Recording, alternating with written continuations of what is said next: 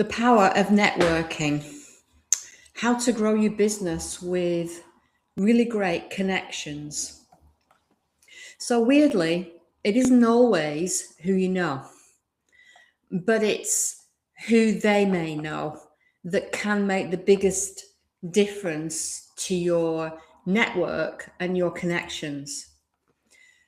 And what I always say is don't just look at property networking events. Think about other different types of events that may work equally as well, or sometimes even much better than the property networking events. So, how about business networking events? And all you have to do is put into Google or one of the other search platforms business networking events in my area and put your area in, and it will come up with a list for you. And there are loads of them. We have probably 7 or 8 different types locally to us. And what I would say is that go and test them. You can usually try them for free and attend as a guest on the first one and go around and test them and see what resonates with you, what works with you, and where you feel that you'll get the most benefit from, because from my experience, some of them work better than others. So how about local authority events?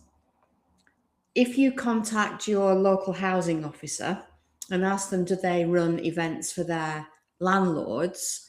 A lot of the local authorities do. And we used to attend these events because we got our names put on the list. And from there, I can tell you that some of our landlords for the area that we were building portfolios on for our investors used to fly in for the event. Why? Because they wanted to complain to the local authority about things that they felt weren't being done correctly or weren't being done well enough. So local authority property events are another great one, because that gets you to those investors that are actually investing in that location, but also potentially those investors that live significantly outside that location, where at those property networking events or even the business events, you wouldn't actually have the opportunity to meet them. What about local solicitors and accountants? In our area also, some solicitors and some accountancy businesses run events for landlords, run events around property and property projects, or it could even be architects. Sometimes they do it to build a list up themselves of people that may be interested in their services. But it's always worthwhile looking out for them. And if they occasionally run them, asking whichever service it is, a solicitor, accountancy, or even the architects, to add your name and contact details to the list. Another one that you could think of is new business opening events. A lot of businesses, when they open, they'll throw an open doors with a type of party atmosphere.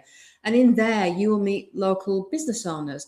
Now, it could be that some of the other local business owners have considered investing in property but didn't really know where to start, or they're accidental landlords and they want to sell. It could be a myriad of different reasons. But think about different types of events in your area that you could actually attend. Now we can think much further outside the box than networking events. And you might want to research in your area if a local radio station has what is known as a business hour. Now, ours in our area did have, I don't know if they still do, but they did have what was known as business hour. And I applied to go on the radio and talk about my business live and be interviewed by the person who was running the station. So you have to understand what it is that you're looking for off one of these, because we were looking for investors to work with. So understand what it is that you're going to cover and what you're going to talk about, what outcome you want from it. But have a look and see if your local radio station runs business hours. It may not be the big national companies, but sometimes you'll have the smaller independent radio stations that will still do it. And I can tell you that we found our best ever potential investor from talking on that local business hours radio station. And weirdly, the investor lived just around the corner from us as well. How weird is that? Another thing to think about, thinking outside the box, are other trades that operate in the property sector generally. It doesn't have to be property investment sector, just the property sector. So you could look at house clearance. If someone's having house clearance, it could be that the property is about to come up for sale. Plumbers, electricians, gas and electricity safety checking companies, EPC providers, carpet fitters, joiners. The list is almost endless. Communicate with them, connect with them.